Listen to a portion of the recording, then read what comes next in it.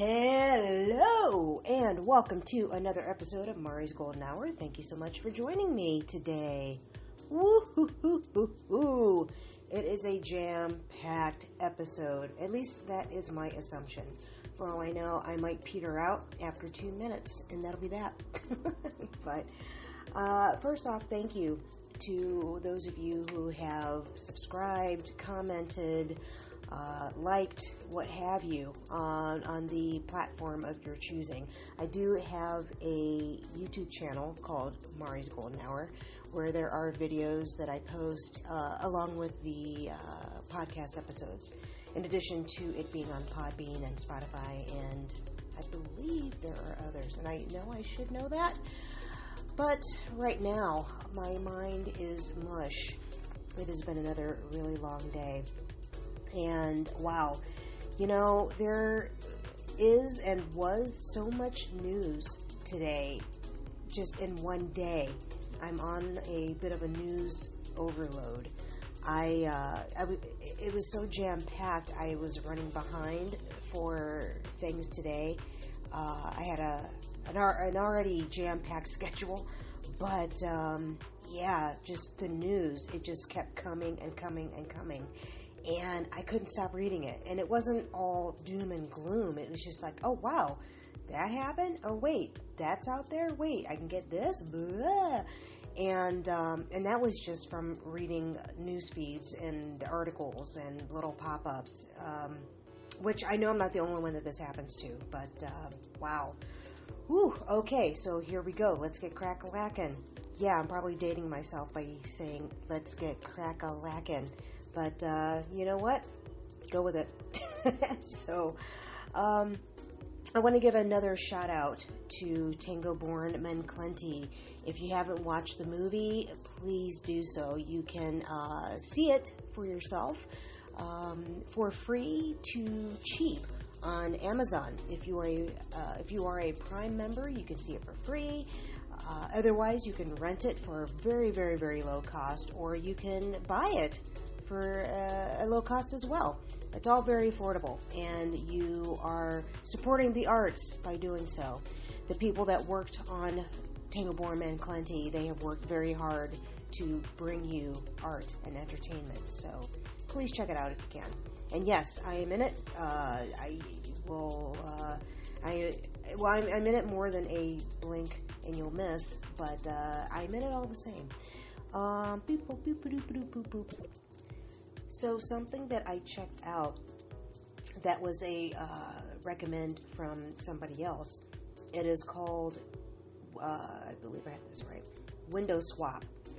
And I do apologize, I might be pausing this every so often to wet my whistle because it is kind of hot and dry. But also what I'm wetting my whistle with, it is incredibly delicious. It's really, really good. I'm trying to remember what it's called, but it is a sangria that is imported from Spain, and it is delicious. But I should be wetting my whistle with water as opposed to this because, again, I'm on a bit of an empty stomach, so I don't know, this might go off the rails real quick. But anyway, what is it? Window Swap. It is, I think Vimeo. Yeah, I think Vimeo is the one that does that, and it is sort of how it sounds. All it is, it's people's windows worldwide, and people will set up their camera and just film whatever's outside their window. And I gotta tell you, it is a little addicting and addictive. And I found myself scrolling through it because it's not just one window. You can advance forward. I think you can go back. And just see what's happening out the window of anybody at random, anywhere on the globe. I found that it's very easy, but it's very interesting and fascinating. And it was almost like, I don't know, you're kind of like a cat or a dog sitting on the couch and just looking out somebody's window. And it is all over the globe. I don't know. I feel like these might be pre-recorded. And I don't know if they happen at the current time of the globe or if it's randomly whenever, because one window, it was bright and sunny and it was somebody's backyard. Another one was some seaside town somewhere along the Mediterranean. And another one, I think it might have been someplace in India, but it was kind of like rainy and it looked like there's some sort of weather condition going on outside, but very, very cool. So go Google window swap.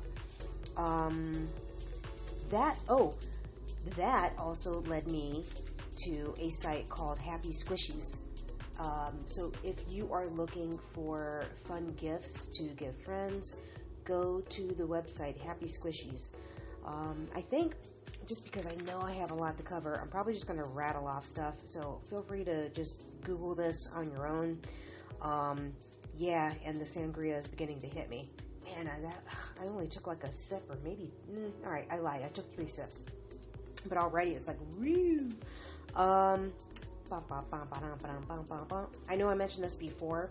I'm mentioning it again because I want to have it, and I want to be able to live vicariously through somebody else. Check out the Bodega Capsule, which is Oddfellows ice cream. And really the flavor that I really want to try, I think it's called the bacon, egg, and cheese ice cream. Yeah, and you heard me right. Bacon, egg, and cheese. So, Bodega Capsule, Oddfellows ice cream. Based in, I think it's Brooklyn, if I remember correctly. If you are into dance and videos and fashion and music and just all that fun stuff, as I am, check out the performance video of Psycho by Red Velvet. Very cool to watch, and also you can look at the regular video as well. Both of them are very captivating, at least for me.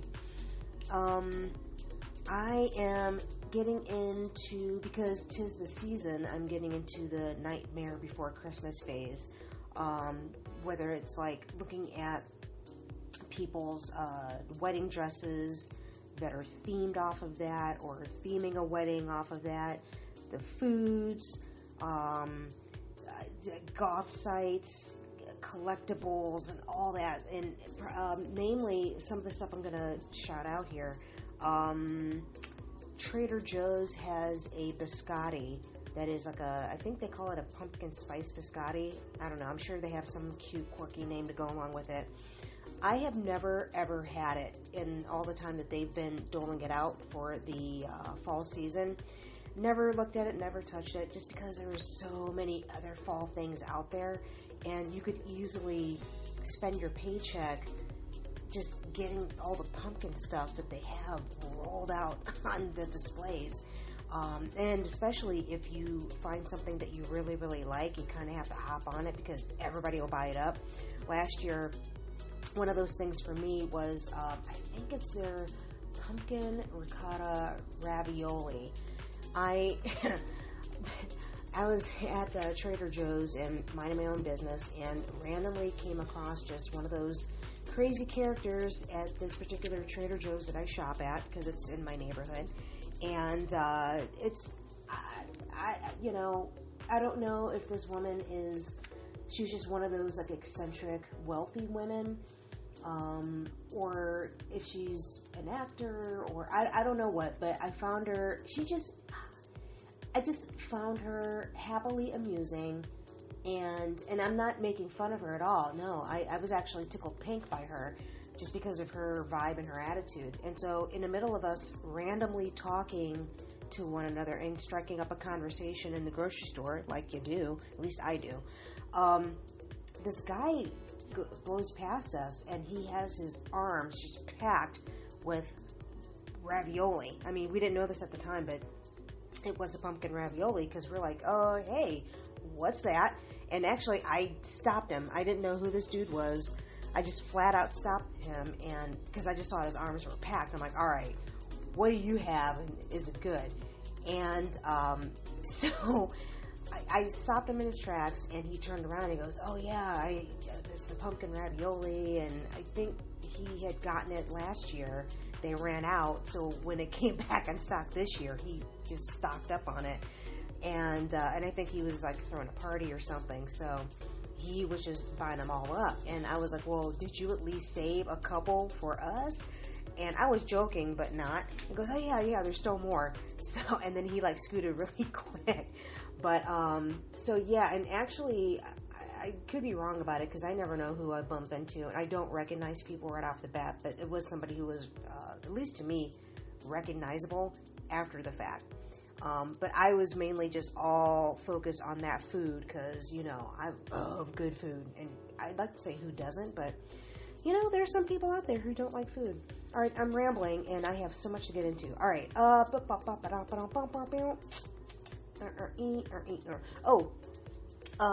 There is a goth site I came across, and I haven't looked at all of it yet because I couldn't get off of the collection that they were showcasing, which it's called the Sleepy Hollow collection, and it's a collaboration between La Femme Noire and Paramount, and it is costuming that is inspired by the costumes of the movie Sleepy Hollow. I'm not going to go into detail about it because, I just want other people to live. I want to be able to live vicariously through other people, so you guys buy up all that stuff. I would love to, but I cannot afford to buy up all of it. But, oh boy, it looks so yummy to wear. And that is just the Sleepy Hollow collection. I haven't even looked at everything else, and I feel like I'll be on that site way too long if I do that. I know I mentioned this before, but I'm going to bring up a couple of videos that the Dodo will show. One of them is Guy Keeps Saving Baby Manatees. If you haven't looked at it, please do get into it. It's cute and it's informative, and if you are not aware of manatees, this will give you just a slight little insight into these very, very lovable, cute, even though they're extremely large creatures. And I was fortunate to have my time swimming with the manatees some time ago, and I'll save that story for another time. It's not a bad story. I'm just thinking of that particular time in life. But it was fun, so please check out that video about the manatees.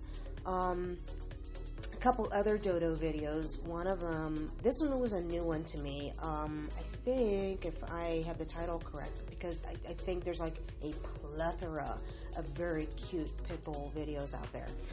Again, this is all through the Dodo. Rescue Pity talks to her mom nonstop.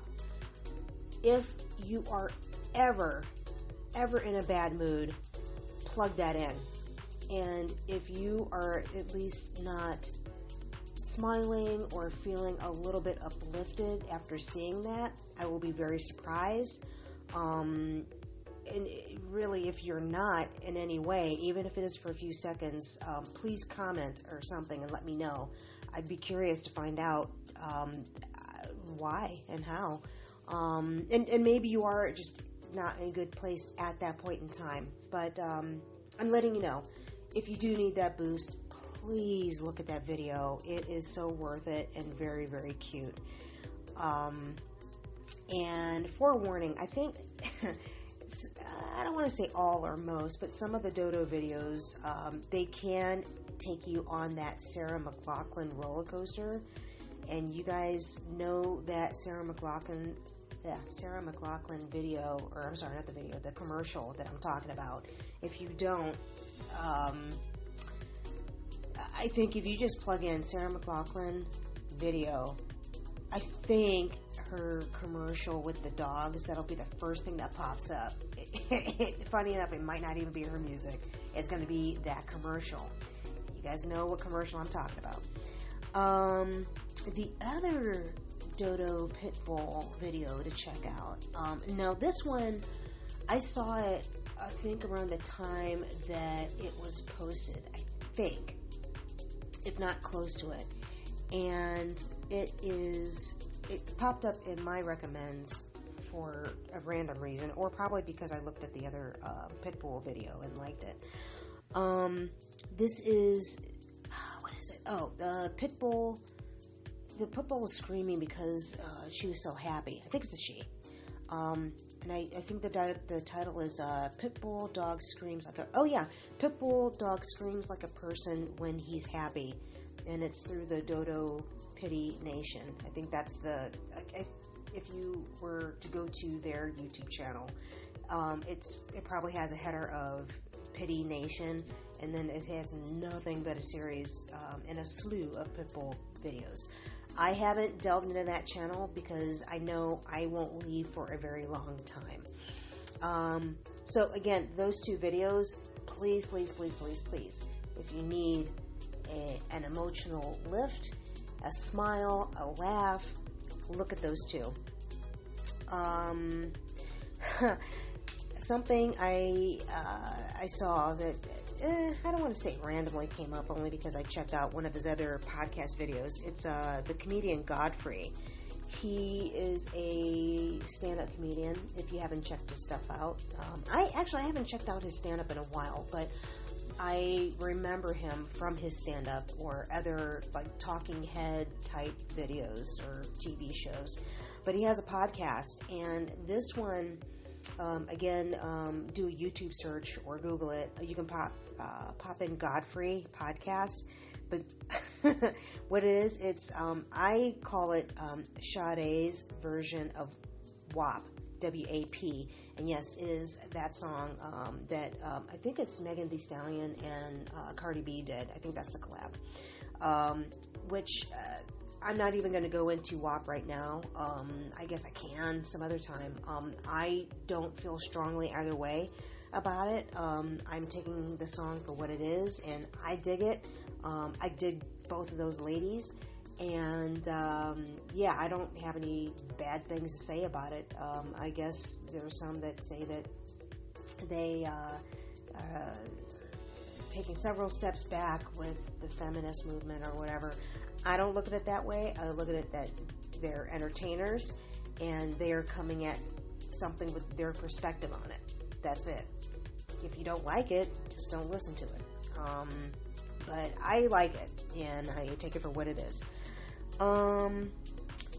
Yeah, and you know, I just listen to that Godfrey's podcast of Sade. That's the singer, Sade. And I've heard it pronounced a couple of different ways, with a little light R, like Sade, or Sade, or Sade, S-A-D-E, for those that don't know. Yeah, and, wow, my last time I saw her, I had a friend that was opening up, it was, India, Irie, and Sade, my friend, they were on that particular bill, and it was a really cool night, which preceded a rather momentous event of something that happened the week prior, but I think I've already talked about that, but maybe a story for another time. Anyway, Godfrey, Sade version, WAP, check it out. Something else, a little tasty little morsel that I happened to quickly see. And actually, I'm kind of happy it got the treatment that it did. I wasn't aware of this because I'm not on all the social stuff. But apparently, the actor Chris Evans accidentally sent a nudie photo out. And so I didn't see it. I didn't even really hear that much about it. I felt like it just got a quick little bloop, and then that was it, and it just went away. And, you know, I like that. I like how it was handled. I like the fact that people didn't make a big deal out of that happening.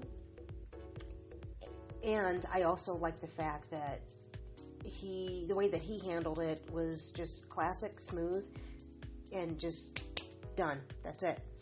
And what he did was, apparently he, I guess, accidentally sent out a nudie photo.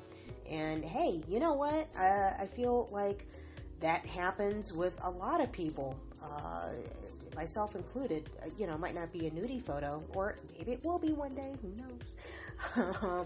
But, maybe it's a text that accidentally got sent to the wrong person. It, might not be as salacious or scandalous, but, every once in a while you send the wrong text to somebody, or you send a text that was meant for somebody else, and they're like, I don't know who, I don't know, come up with a name. I don't know who, the adventurous flexible 5 are. Maybe that was something that was in your text, and that's the person's name, and you sent that out to the wrong person who has nothing at all to do with that or the topic that you're talking about. So anyway, I get it. But what happened, he sent this nudie text, the nudie pic out, I think it was on Twitter, I don't know. And then what he did, once he realized that he did that, or I don't know if he realized it or if somebody told him about that, and weirdly enough, that almost happened to me. Now that I'm thinking about it. Yeah, and I caught it last minute. And like I said, it wasn't anything terribly salacious, but still. I don't want it all out there. Unless I'm getting paid for it. So. So that went out. I guess he quickly took it down. It got deleted. And then he said something. He followed it up with like a really cute and quick, like, clip or quip after that. It was like something about, he said, I think it was something along the lines of, now that I have your attention, get out and vote.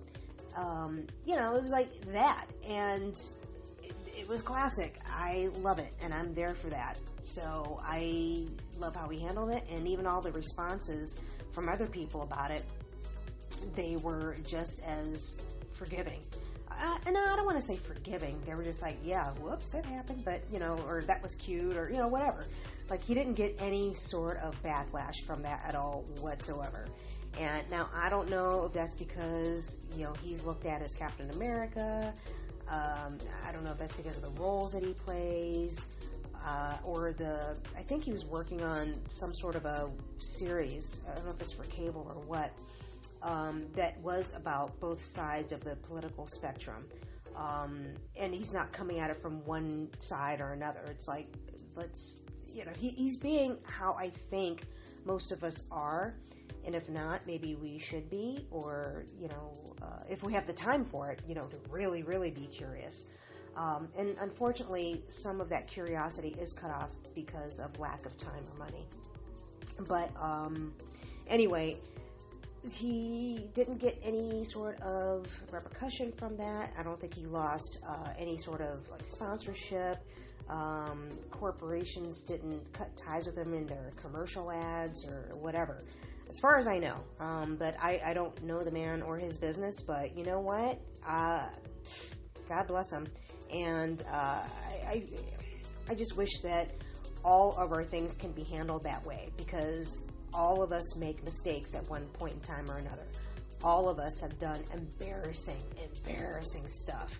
And, I'll go into my embarrassing things some other time, because, again, I have way too many other things I want to, just get out there and share with you guys. Maya Gabeira. And I don't know if I'm pronouncing her name correctly. Maya, M-A-Y-A.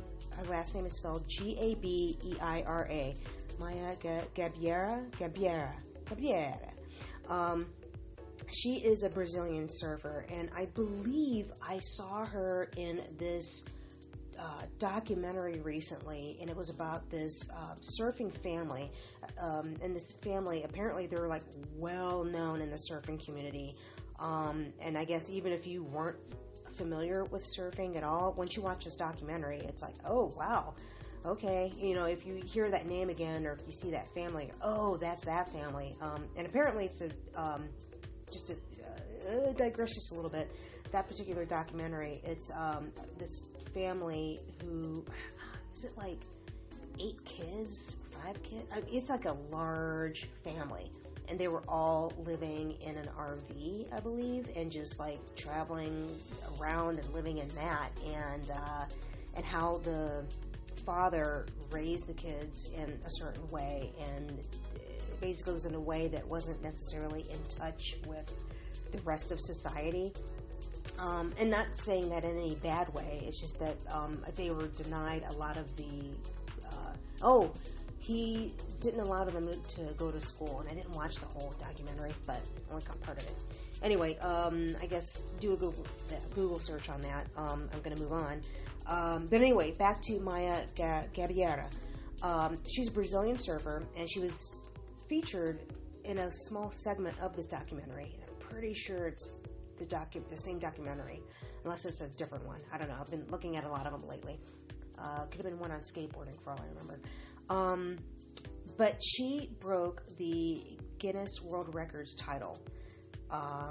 So the huge foot. Excuse me. I'm so sorry about that. Hold on. Sorry about that. I had to put that on pause, and my mouth just got extra juicy. So sorry about that. And yeah, I ended up taking another swig of the sangria. So her world's record title right now, as it stands, is 73.5 feet. And that was the wave that she ended up surfing in Portugal. And she ended up beating her own record back in 2018 of, it was like a 68-foot wave. And so she beat this world record on February 11th. And I'm mentioning that because, and just remember that, February 11th. And I think today's date, or at least, let's see, when did I hear about this? It was sometime, the week of September 13th through the 19th. So I caught wind of that in September. When she surfed, it was February 11th. So this current title that she has right now, the Guinness World Records title, beats out, I guess, the guy whose name I don't know and can't remember. The article that I read about this went into like great detail about this discrepancy on so many different levels. And the article that I read, it's in the Atlantic. So if you can, Google the Atlantic and search through Maya Gabeira, or just pop in Guinness World Record. And I mentioned the Atlantic because I did see another article that was written, and I don't know if it was through CNN or something else. But all that it did, it was highlighting the fact that, hey, this great, cool female, or all right, I added that. This surfing pro who is female, she broke the Guinness World Record. So it was pretty much like a paragraph or two paragraphs, and that was it. And it was just about her breaking the record. But the article in the Atlantic went into a lot of detail, and actually, I found it to be an interesting read. So here's the thing. So highlighting that article in the Atlantic, they went through all these scientific calculations that were used and basing it on the real world coordinates of her height, the length of her board, and the images that she's against, and I will say, like, the images that I saw, it is extremely impressive, and I can't remember if I looked at a video of it or if I just saw the image, but either way, just very, very flippin' cool. So this article also, and even as I was reading all this, I'm like, why are we just now hearing about this? It's September. This happened in February. And then also, like, why aren't they saying anything about her beating this guy in the record? But anyway, so as I read on, they went in on the sexism of the sport, and also on how long it took for the heads of, like, the surfing organization to recognize her and that accomplishment. And also, what I noticed is that they didn't go through nearly as rigorous efforts to determine this guy's record, which she beat. But for her, that's like, oh, well, let's measure her height and the board, and let's put this next to another piece so we understand how big it is. They didn't do that with the guy. So, I don't know. But I just want to give her accolades. Maya Gabeira for making that huge accomplishment. And even in this article, just reading a little bit about her past surfing endeavors and all the injuries that she sustained and just rehab from. That's huge.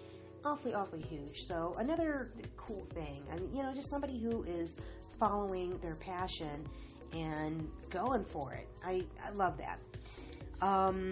Let's see. So one of the fluffy movies that I happened to see in recent weeks, it's called, I think it's called We Love You, Sally Carmichael.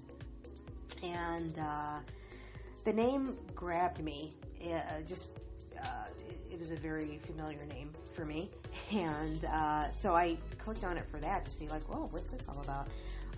And coincidentally, it deals with an author that goes by a pseudonym, and it's a male author, but using a female name, and penning sort of a Twilight-esque trilogy, which happens to be about a merman human. And interesting enough, as I was watching this movie, so two of the characters who were in this movie, they actually on occasion would flip into scenes from the actual movie within the movie.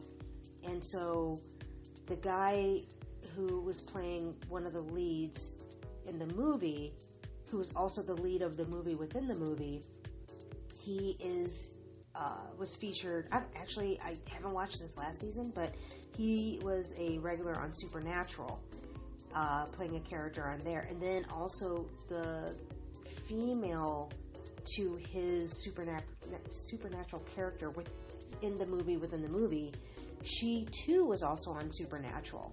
So I thought that was interesting that those particular two characters in the movie within the movie were in the Supernatural movie, but they also played characters on the TV show Supernatural. So, mega meta. And then also one of the female leads of the movie, We Love You, Sally Carmichael, she played a supernatural on the TV show Grimm. So it is just supernatural coincidentalism all the way around. What else did I come across? So got this from the BBC News. There was a son who ended up selling 28 years worth of birthday whiskey to buy his first home. And what is a whiskey, you ask? Well, I will tell you. It is Macallan. And I'm sure that there's some Gaelic way to pronounce it. I am not familiar with it. So, Macallan. And then I think a question that was asked within the article was, did the dad, something about the dad just buying this kid 18-year whiskey. And the dad did say that he did get other presents for the son. But the dad just thought it would be kind of cool to give the kid, starting with his birth, 18-year whiskey for every year of his birthday. And I believe he started in 1992 and skipped to now, and the kid is going to sell it in order to buy a home. And hey, you know what? Good on him. Although I personally would be very curious to taste some of that whiskey, especially the whiskey of the year he was born. Like, that one might be a little bit hard for me to part with, but you know, it's part of the collection. And so I guess they're appraising it. I don't know about the family, but whoever appraises whiskey, they're looking at that collection to be worth more than 40 pounds. I'm sorry, 40 pounds. 40,000 pounds. Needed to add a few more zeros to it. And I think, let's see, transferring pounds into euros, let's see, that would be roughly $51,000. So, you know, that's a nice chunk of change, you know, to receive on something that you didn't even have to spend money on. So, nice. I like that as a win-win.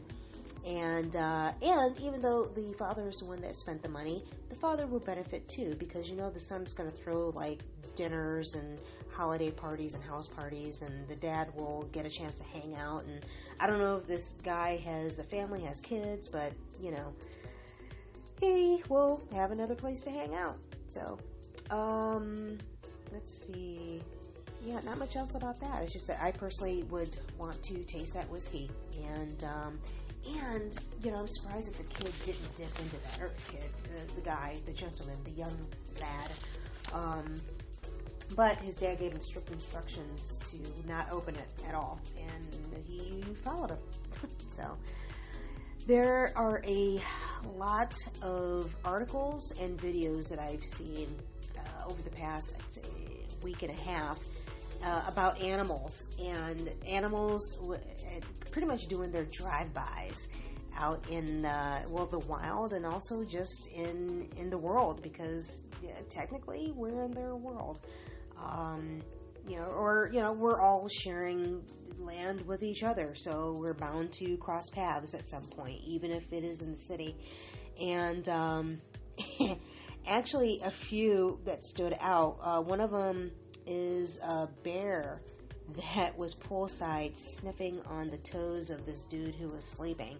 And apparently, the guy was just like napping out poolside, like in the lounge chair.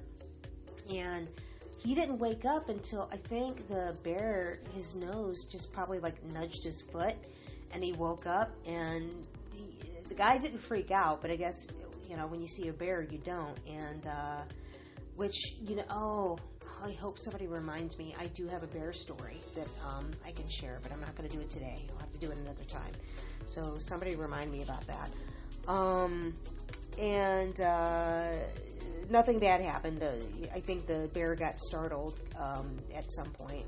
When the guy woke up, he startled awake.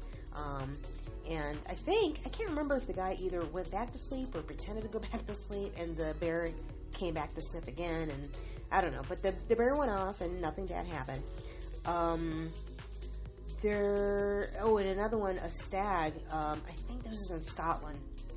There's a stag that ended up just like sauntering by at a railway station, and it looked like, at least from the camera angle that I saw, didn't look like it was a heavily populated or busy railway station, and it just looked like this overcast gray day, which as I kind of sort of lightly gather, it's like that all the time.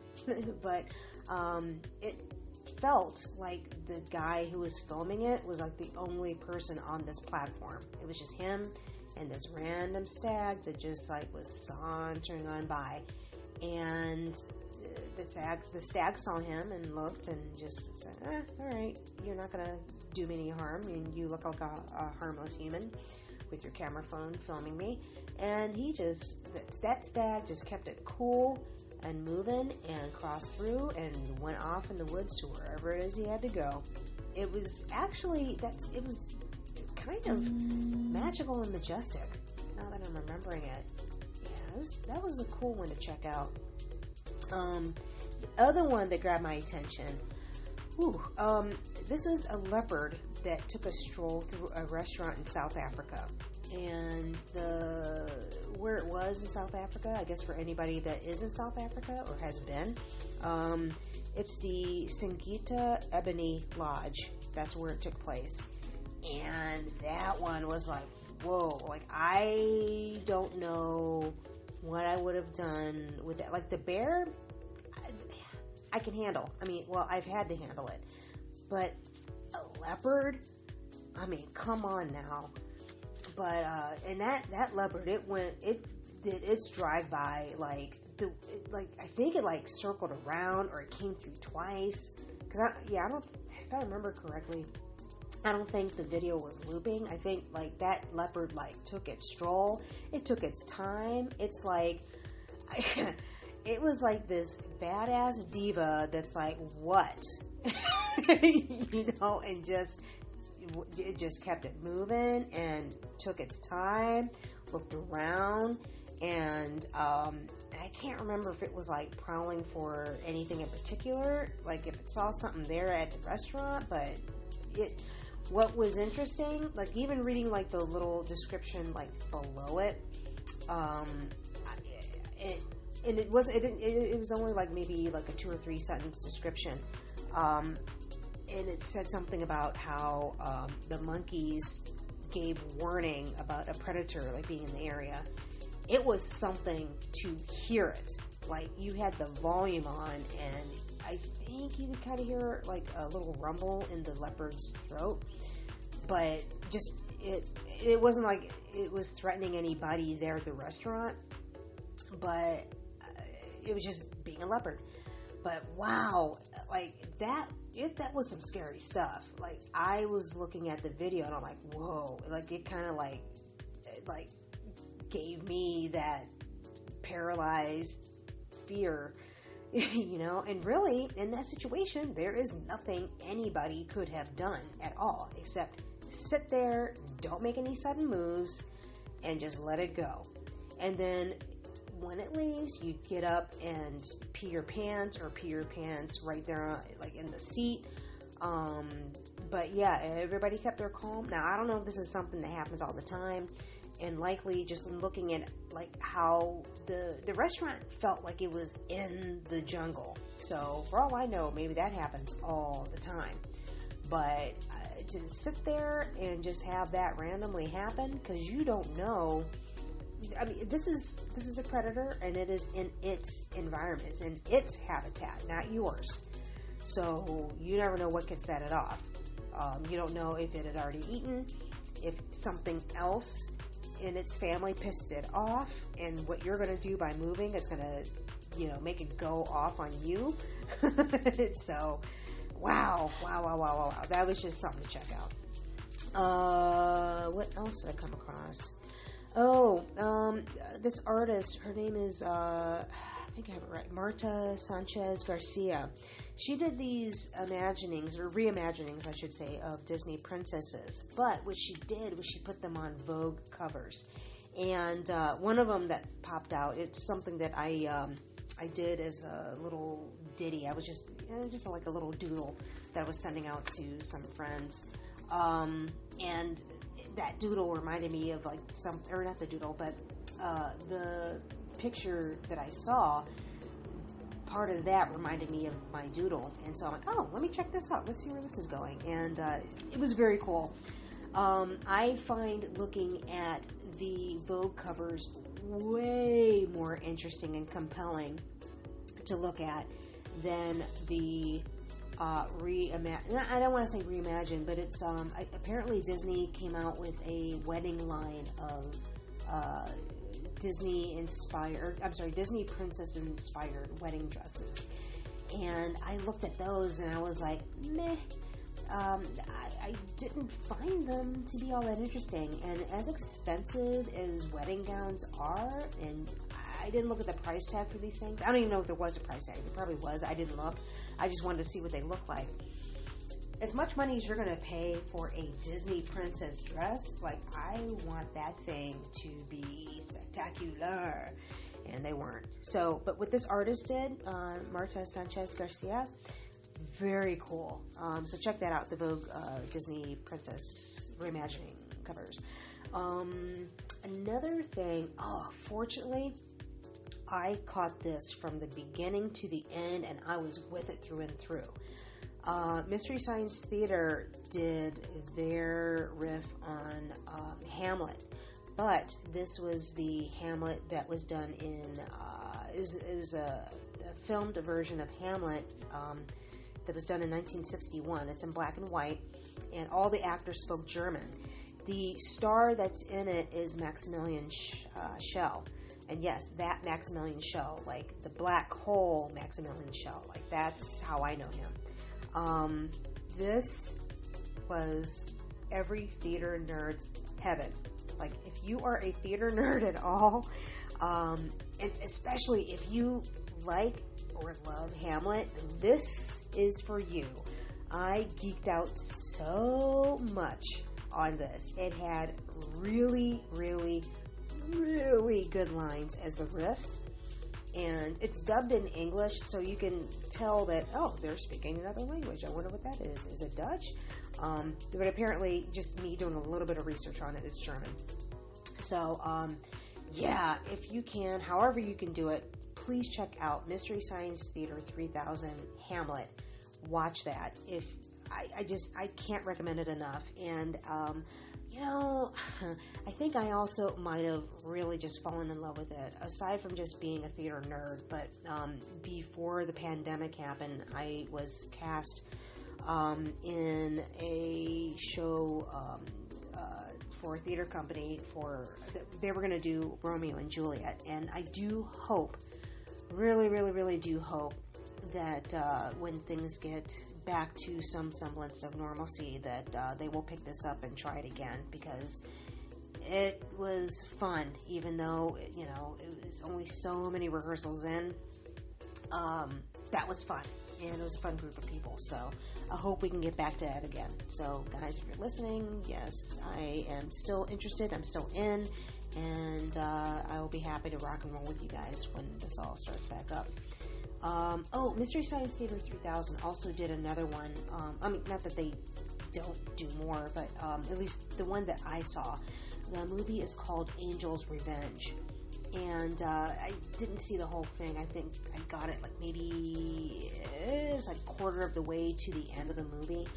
But at the end of the movie, they for their end credits of this movie, it is the angels, and I think there's 7 or 8 of them.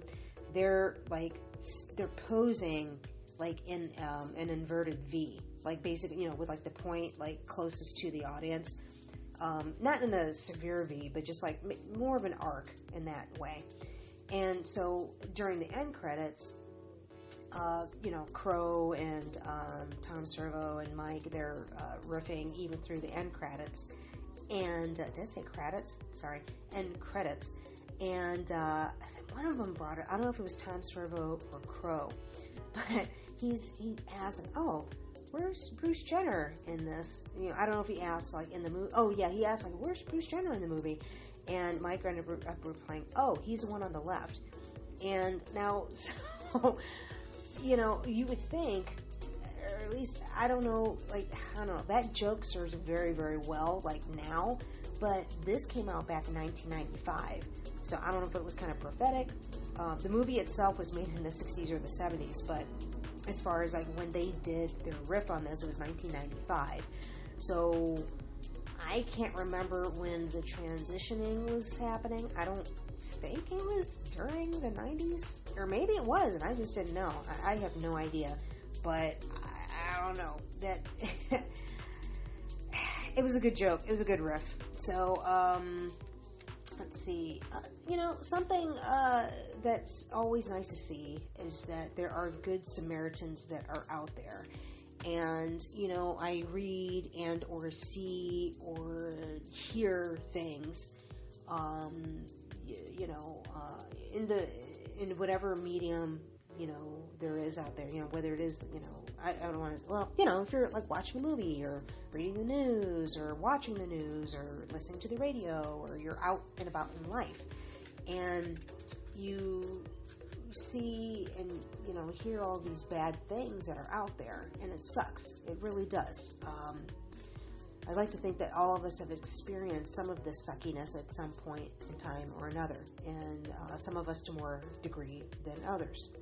And but it is always heartwarming to know that there are good Samaritans out there. And this one that I came across, not that there's only one good Samaritan, but I don't know, it's just one horrid thing, or this one horror act out of all these horror acts that we get bombarded with every day. One of them involved a gentleman who was blind, who was he was taking his daughter home.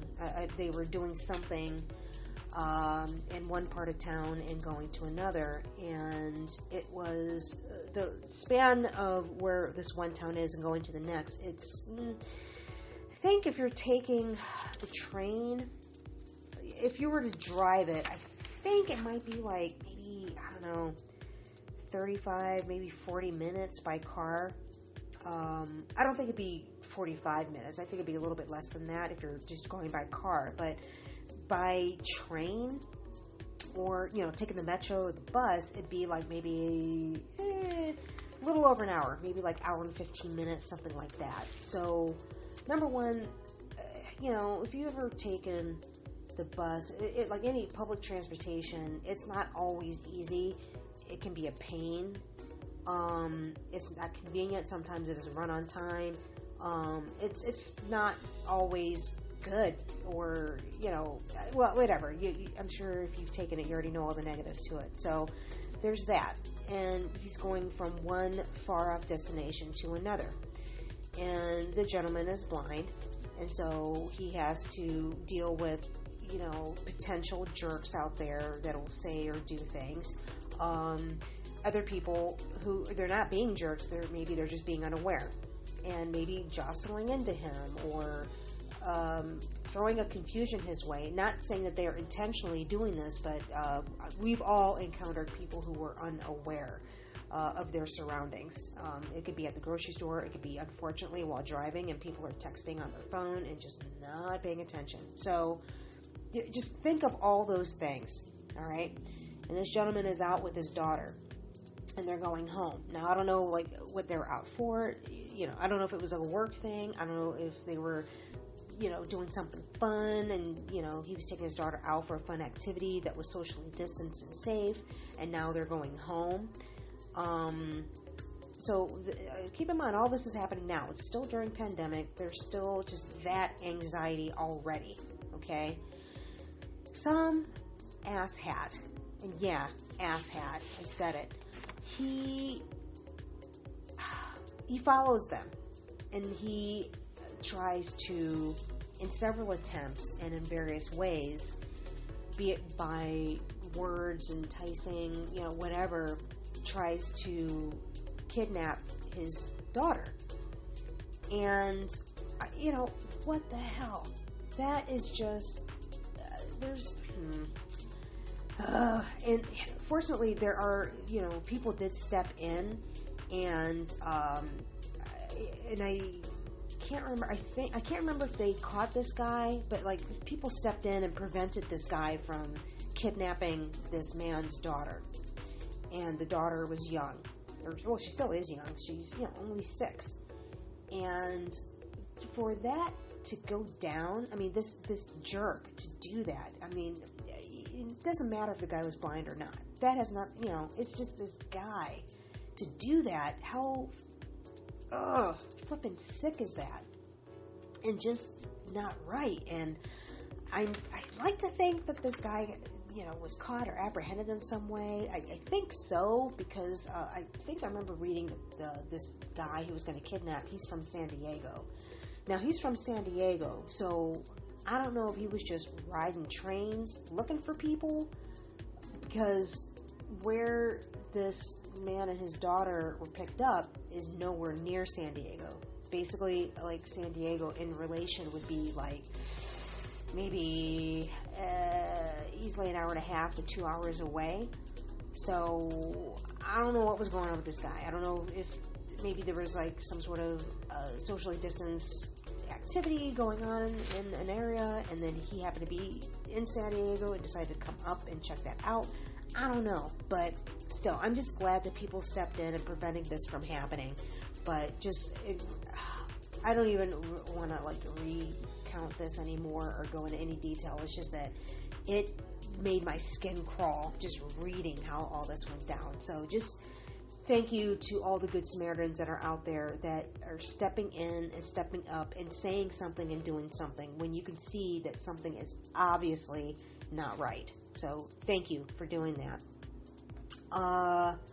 Let's see. Ooh, this is something kind of silly. But all this time, and it took me just randomly reading, I don't know if it was a review or whatever, about Eminem. I can't even remember what it was about, but, I got at the end of the article, and, it hit me after all this time, what Eminem stands for. It's his initials. And the funny thing is, how I came to that, because I said Eminem, and I was just saying M&M in my head, just randomly going off on a daydream tangent. And basically, kids that I will work with on occasion, the young ones, I use that as a name for them to call me, because the name that I had at that time, and it was just a cute work name that I came up with that was based off of what I had to teach them. And so the little ones, they couldn't, it was like way too many syllables for the little ones to pronounce. I'm like, all right, just call me M&M, because it stood for the words that I was using for my fun, kitschy name for that class. And then since then, I just, say, just call me M&M for Miss Mari. And, which is not what I had the little ones call me. It was something different. So M&M has just been the thing that stuck, and, that's what the kids will call me. And, but this was the first time in forever that I realized, oh, M&M, Marshall Mathers. Oh, I get it. Mind blown.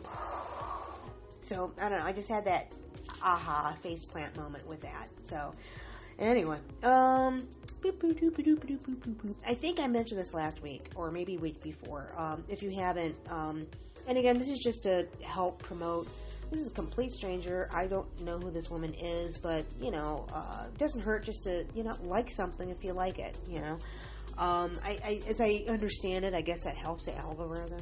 I don't know, but if you like it, great, like it. You don't have to, or you're not forced to. But it is. Her name is Lavender Darcangelo, Darcangelo. It is.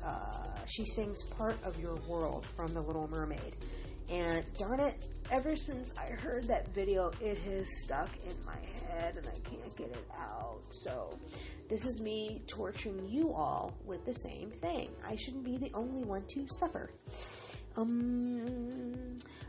Back to fall and all the fall warm fuzzies and all the fall holiday food fare and all that tasty goodness. Haven't tried it yet, haven't seen it yet, but I also haven't actively tried shopping for it. Apparently, the Eggo brand, the Lego My Eggos, they are coming out with the Heat and Eat pumpkin pie and gingerbread pancakes. So it's not all together. It's like they're coming out with a pumpkin pie Heat and Eat pancake, and then they're going to come out with a gingerbread Heat and Eat pancake. It just sounded like it was delicious, and I tried not to read that article too much or save it because I don't want to get sucked into just getting that on a whim, because I am a sucker for that holiday fall time stuff. A sucker. And again, that pumpkin biscotti from Trader Joe's. Yum, yum, yum. Ooh, you know what I did fall for? I caved. I couldn't help it. It's the, I don't know what you call them, but it's those little tiny, and this is from Trader Joe's, those tiny little, the ice cream cones, and I know that they're called something, they have a cute name for it, but they're, ice cream cones, and this one it's the pumpkin ice cream. It's kind of, I think it's like laced with ginger, like a little ginger dusting, and it's coated in, I'm pretty sure it's white chocolate, or maybe it's like a spiced white chocolate. Huh. Actually, that's interesting. It could be a spiced white chocolate, or it's the coating so thin that you're just picking up the flavor of the pumpkin. Huh. Anyway, try it. If you are all about that fall life, you will love this. And I can't remember if I mentioned this before. No, actually, I don't think I did. This channel, it's called Taste Made. They have really, really sexy, like show break videos that have these close-ups of creating something, whether it is like, making little trivets, like the little heat plates you can like put stuff on, but it's the way that they ended up using like one of those blow torches on it and some coloring, and I don't know. And then another time they were making like, I think an old fashioned, and just the video, it's like in slow motion, the way that it's edited, and it's all close up, so you can see things like splashing and the condensation that'll drip off the side, and the way the ice will swirl around, and whew, yeah. So I think if you could have relations with a station break, that would be the one to do it with. So part of a show that I caught, I can't remember the chef's name, but he was making a romesco sauce, but he was making it with blueberries and adding some citrus. And I don't know, I thought that was interesting. But it involved using a food processor, and I don't have one of those. So I'm, part of that is just being lazy and a little bit old school, and knowing that I wouldn't use a food processor all the time. I think if I were entertaining a lot, that is something I definitely would get. But, you know, I ended up getting a crock pot, and I will only use it a few times. And because, I don't know, everything that I tend to make, I'm able to do it in like other pots. And then it, you know, it just becomes like a time thing and a space thing, and eating all of the food that the crock pot would create thing. But I have it, and I will use it. Now that I'm talking about it, I'm going to try to put it to good use, but I'll have to wait until the months get a little bit cooler, because heat right now, back in the triple digits. Anyway, ooh, so another, well, I don't know if I mentioned another Easter egg. Well, this is more of like that. Oh, what? I did not realize that.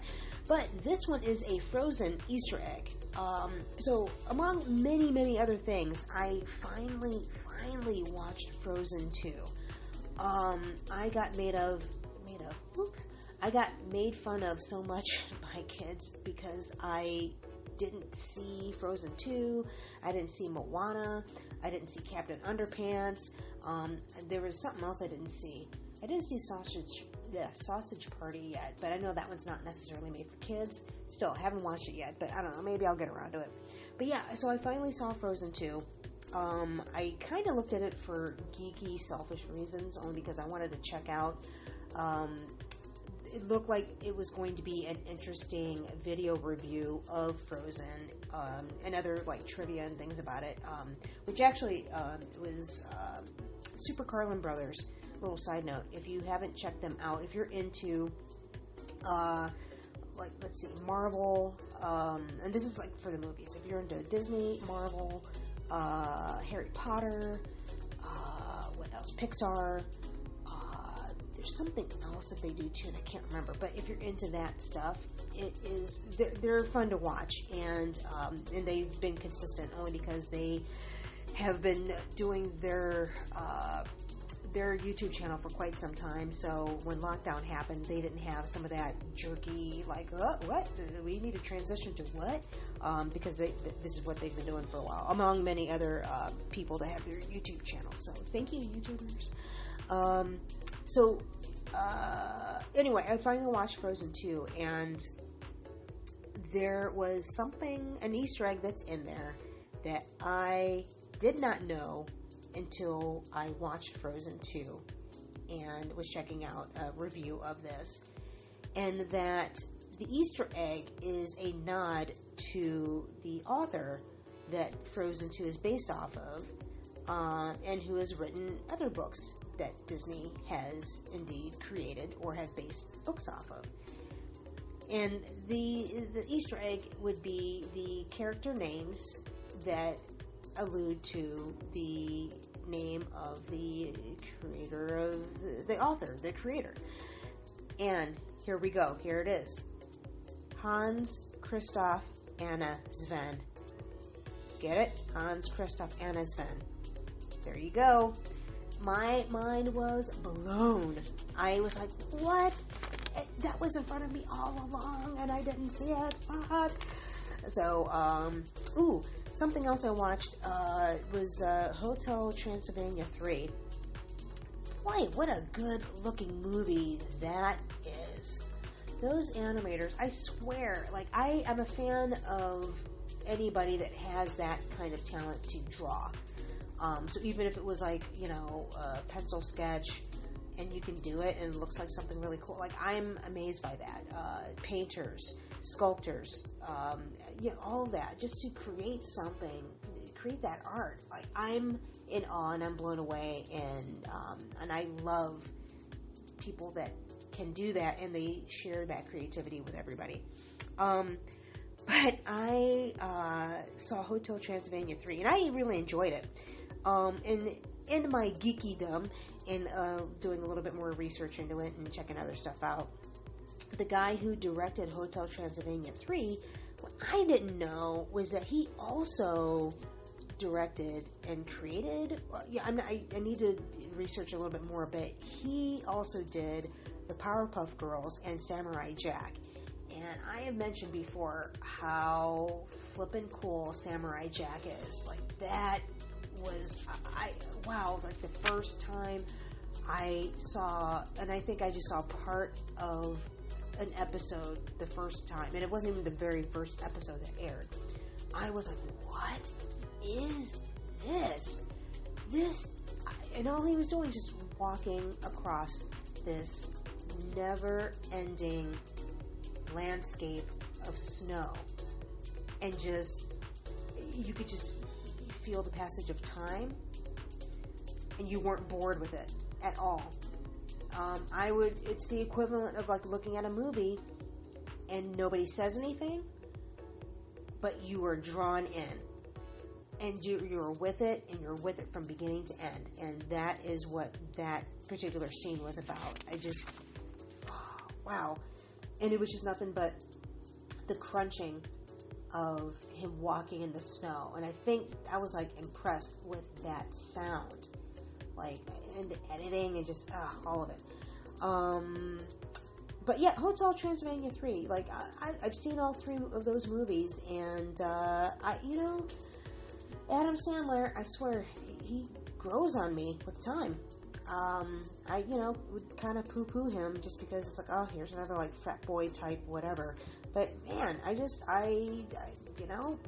hate on it. I don't hate on him or any of that. But, yeah, Hotel Transylvania 3, it was fun. It was fun to watch.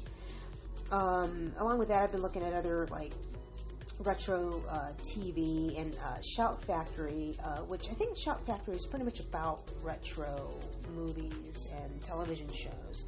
And this, I caught it towards the end. I didn't see it from the beginning, and I thought it was a movie, but apparently it's a TV show.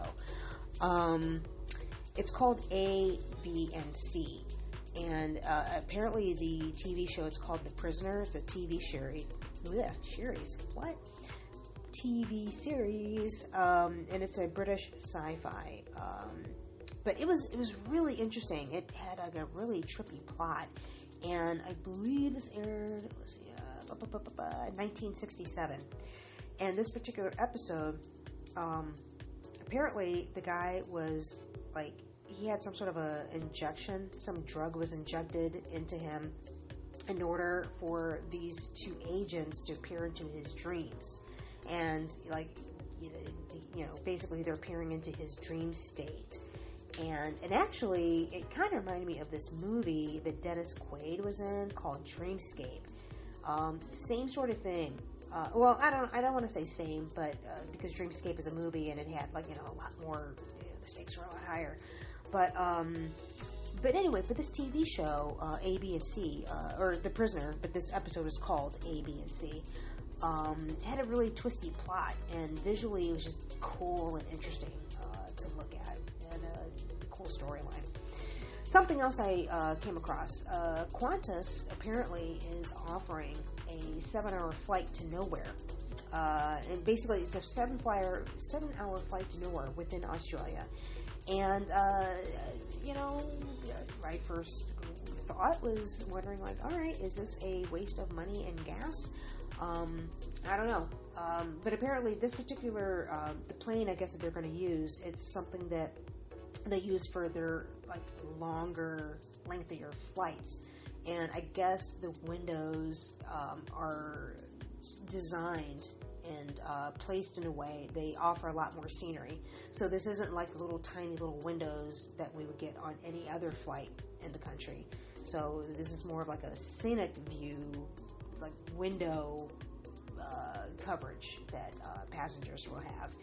And it just takes them up and takes them on a scenic flight. And I guess, I wonder if it'll sort of be like, if you were to take a tour, like a tour on a bus, and you have a tour guide that points out all this stuff.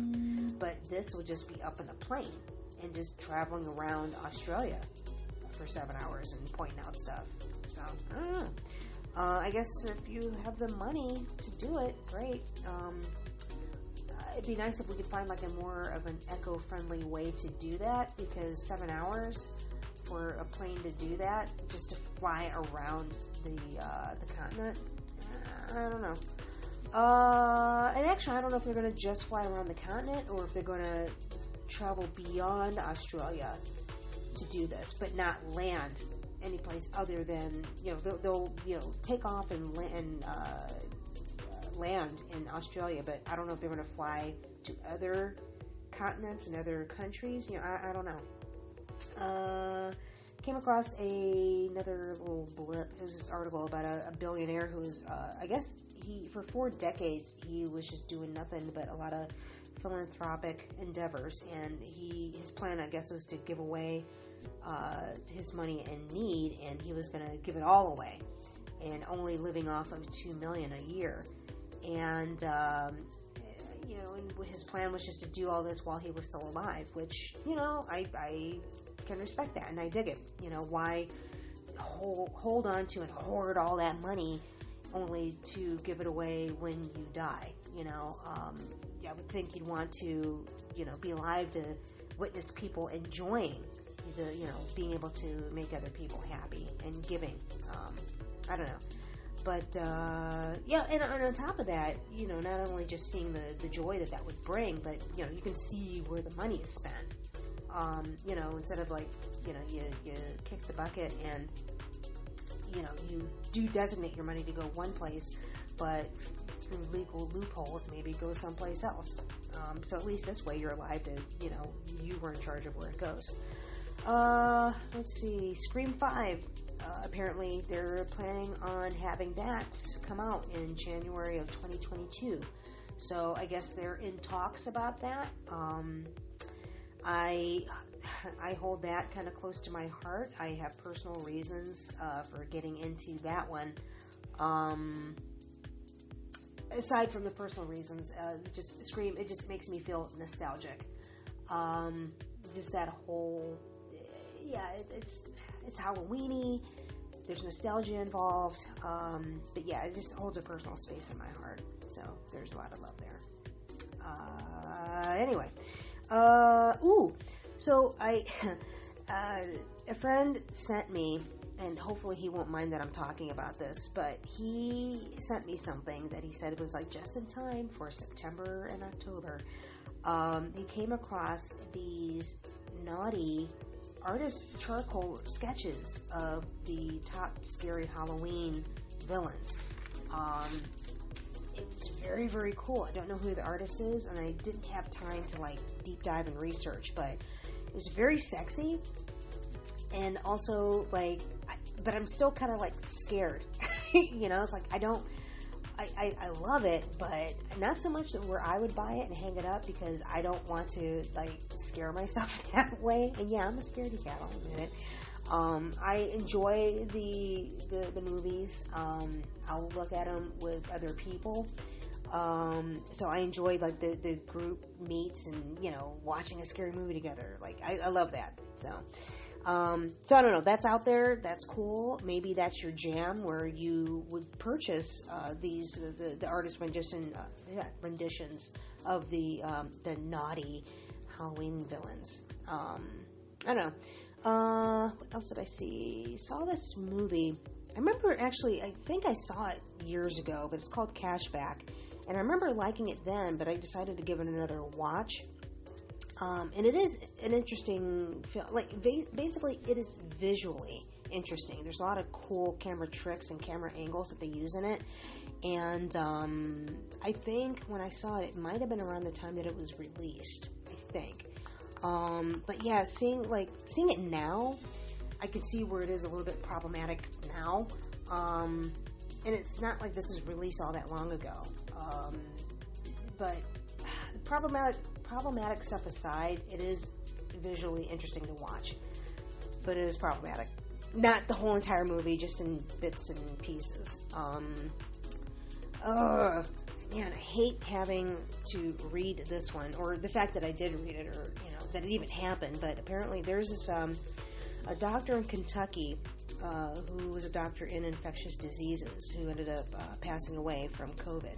And, which that is unfortunate enough. Somebody who's working on those front lines to contract it. And, which they think that she got it. I don't know if it was from somebody that one of her kids came in contact with, or, somebody who was employed by them who got it and gave it to the kids and spread. I don't know. But, it's unfortunate that happened. And I think the whole family came down and contracted it.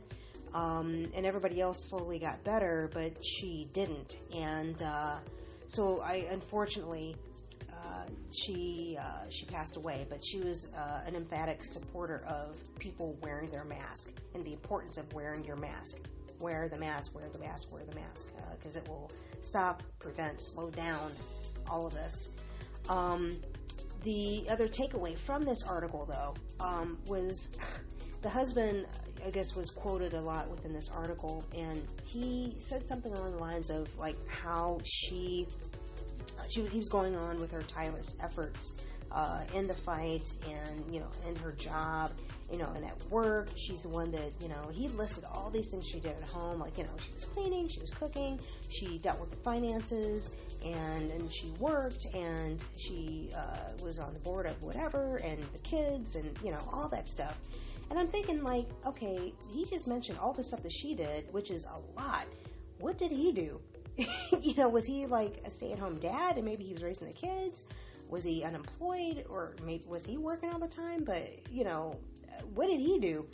And, then had to scroll back up, and I saw, well, he's a doctor too, and it's like, huh.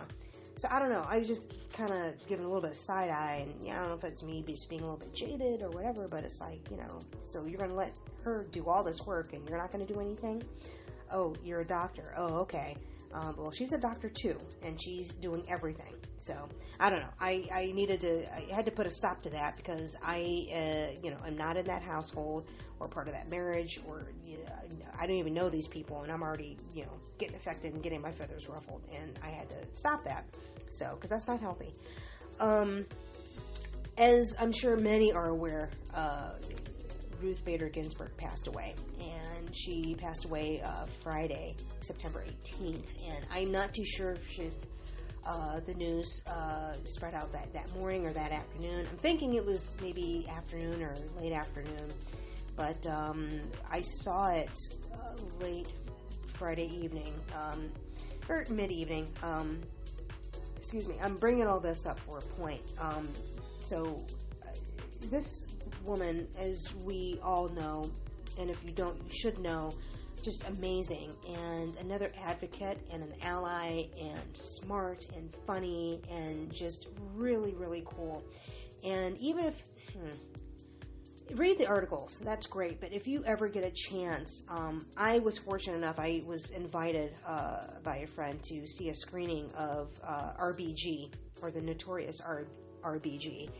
And it was an eye-opening movie, and it was fascinating and captivating, and please watch that documentary. And, if nothing else, watch that, please, and you'll really gain some insight onto how cool and captivating and needed and necessary this woman was in the world, at her job, in life, all of it. But anyway, so I saw this, the article on it, and it was a good article too. Let's say, I don't know, between 7 o'clock, maybe 10 o'clock. It could have even been like 11:30, close to midnight, maybe even around the time that the earthquake happened, which that was interesting to read that, and the earthquake happened. So my point is that, so Saturday morning, not even 24 hours have gone by, and already I was witnessing just that, the wolves circling at the gate, and just scratching at the gate, clawing at the gate, and just circling, and sniffing, the blood is just been, it's out there, and they're just sniffing at it and snarling and about ready to pounce and just waiting. Because, the woman hasn't even, she had just passed away, and already these asshats in politics are just, I pictured like just, like the villain, just shy of like twirling the mustache and wringing their hands and salivating with a hunchback, and yeah, we can't wait to, replace her and put her in with our guy on the seat, and, you're going to see a lot of this stuff coming from the Republicans, but, I feel like in this case, just both sides, the only people who weren't doing this, I felt, were like the normal people who are, well, just normal. The working people, the poor people, the people who don't have, so a lot of the have-nots, they were the only ones who were mourning her death and memorializing her and speaking on to her accomplishments.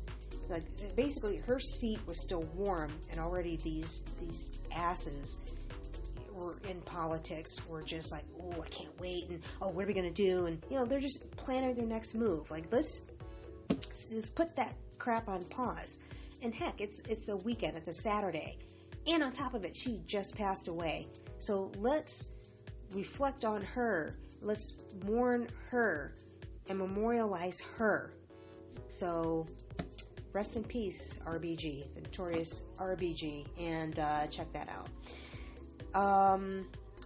So article that I saw, it was LeBron James reacts to Lori Loughlin, and so it's like, all right, I had to click. So LeBron's from my hometown, so I do have that support. I haven't been able to fully support the Lakers because I don't want to flip-flop and go for the Lakers when all these years I hadn't been, hey, go Lakers, but I still follow. But anyway, so I looked at the article, and basically LeBron James was commenting on Lori Loughlin. Basically, she gets to choose where she serves her time.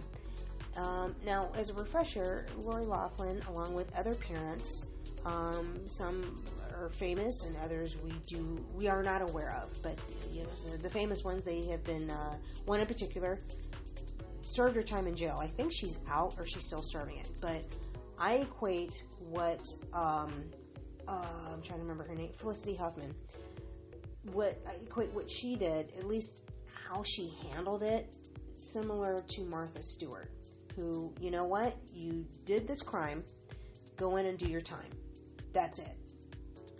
Now, Felicity Huffman, I think that she was kind of like balking a little bit because, let's face it, who wants to go off to jail? But it's like, well, you did wrong, go off to jail.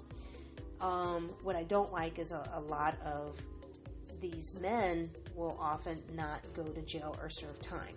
So either because they talked their way out of it, they got somebody else to serve their time for them in some sort of way. There's a loophole, there's money involved, whatever. Or somebody owed somebody a favor, I don't know. But all that aside, the fact this woman gets to pick where she serves time, what the hell? Like we all this stuff is going, like we have fires, there's flooding, earthquakes, virus, all this pandemic stuff, all this Armageddon stuff is going on. Politics, all of that, and now you have this woman who's like, she gets to, that's okay, she gets to pick the low-level security place that she would like to serve her time. And she's not going to pick some place that's in like Siberia or the wilds of Alaska, or some place that's on an island that she can't escape. No, she's going to pick a nice place. But the fact that she gets to do that, like. And people wonder why black people are pissed off about stuff. It's like things like this. This is why. And, I read some of the comments that other people wrote about his tweet.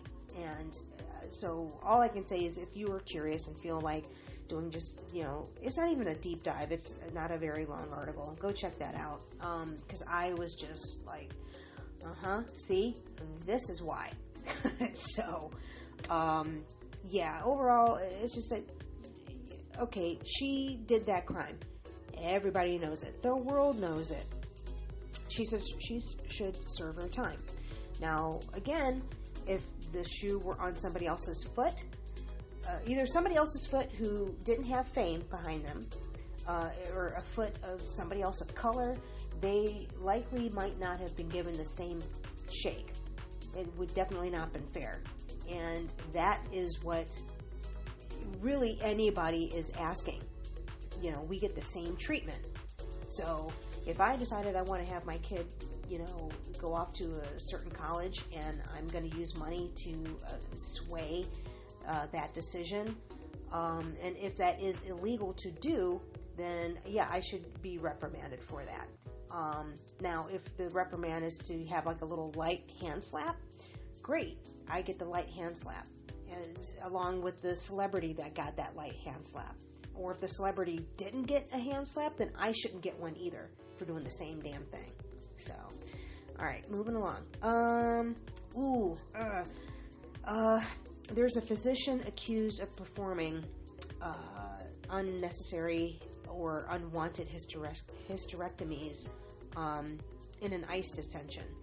And apparently this doctor was not a board-certified OBGYN.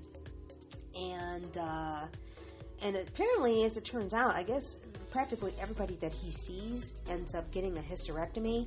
And I don't know if he has a nickname like on the low as like the uterus collector, but some of these women didn't fully understand what was happening to them, and I can only imagine, especially if you were in an ICE detainment center, and to have that happen. And I can speak from experience that, and this was years ago, I went to the doctor to see about stuff, and the easy answer that I was given and solution was like, just take out your uterus. Like that was that. Like there was no thought behind it. There wasn't any care. It was like he told me to, just drink a glass of water. It was, taking my uterus out was said to me in the same manner as have a glass of water. It really was. I'm not exaggerating at all. And there was no empathy or sympathy. And I was getting upset, and because this was coming up, like, I don't know. I'm not going to get into it, but all I can say is that I can empathize. But I guess this doctor's been practicing for about 20 years, and so what my question about this whole thing, aside from him just randomly and willy-nilly performing hysterectomies, is the same thing done for men? And if not, why can't it? Like we're hearing, all this about the hysterectomies and all that, but I don't know about you, but I mean, have you heard of cases where unwanted procedures were happening to men? So were men getting vasectomies that they didn't fully understand that they were getting a vasectomy, or having their balls snipped off? Why can't that happen? Or the doctors performing these surgeries on men, the snipping of such. And then also, that I'm mentioning this, why can't we have that for known pedophiles and rapists? Like some sort of, I don't know, why can't we have that procedure done for known pedophiles? It's been known, proven, all that. They're pedophiles or rapists. Why can't we have them get a vasectomy or have their balls snipped off? I don't know. We're talking about this punishment. I don't know. Like maybe that can be their choice of punishment. You get a vasectomy or get your balls snipped off. That becomes part of the punishment for their court time. I don't know. This one's kind of scary, and a 7-foot Japanese robot stocking shelves. And apparently there's this remote control robot technology out there. And I saw it, and yeah, I all I can say is no, and on so many levels, no. And this is getting into that TV show Fringe. It's getting into Fringe territory, and I can just see this, like, and I know I've already mentioned the movie before. It's called, wait a minute. Gene Simmons and Tom Selleck. It's called Runaway. I think it was a movie that came out in the 80s, I think. But anytime I see technology like this, I think of that movie Runaway. There's another one that Albert Finney was in. I think it's Albert Finney. Called Looker. Looker. So not to be confused with Hooker. It's Looker. Albert Finney. It reminds me, like the black hole. I'll reference that, or Saturn. Is it Saturn 3 or Saturn 6? Farrah Fawcett was in it. An old movie. But the black hole was a Disney movie. I don't know. Anytime I see some of that stuff, it creeps me out, and I really more so think of that TV show Fringe. If you haven't watched it, when did it come out? Was it early 2000s, I think? Mid 2000? Take a look through that. I have a friend of mine that's actually watching that series. I can't remember if they've never seen it and this is their first time watching it, or if they're re-watching the whole entire series, or maybe they only caught bits and parts of it when it was actually on air. But so yeah, I've been in French land lately just because they've been sharing some of their experiences with it. I do have a lot more to talk about, but I am going to wrap it up, and I don't want to wrap this up on this like gloom and doom note. No. I am going to wrap this up with a little bit of levity, some warm fuzzies, if you will. So, a couple things. The first one is, if you can, whenever you can, and this is another thing to do a search on if you ever want to have a nice laugh, to feel good, to chuckle, to smile, what have you. I equate this with really any of the warm fuzzies that I give you. It's sort of like, especially if it comes to animals, and yes, this will be another animal video. I equate it with listening to a Billy Ocean song, because I've always held the firm opinion, when you listen to a Billy Ocean song, you can't be mad, you can't be angry at all, and you definitely can't frown singing a Billy Ocean song. And now that I've said it, you should try it. And I'm sure some of you are going through some of the hits, and it's like, oh yeah. And even like his slow ballad, Suddenly, I don't know, even though it's a slow ballad, it doesn't necessarily put you in a bad mood or anything. But anyway, yeah, if you want to just, I dare anybody to take up that challenge of try being in a bad mood or frowning or being pissed off and singing a Billy Ocean song. Any of his songs. Go. There's your challenge. So, but anyway, so do a search, and it's a miniature horse playing around with leaf blower. It will melt the coldest of hearts. It's cute. It is really cute. And another friend that I shared it with, he he referred to it as a goat donkey. And it was very apropos, and it made me laugh just thinking of the goat donkey. But no, this is a miniature horse, leaf blower. Look at that video, and if you still have a poor, dour demeanor, reach out and just text somebody and just let them know that, hey, you just need to talk, or you need a hug, a virtual hug, or whatever.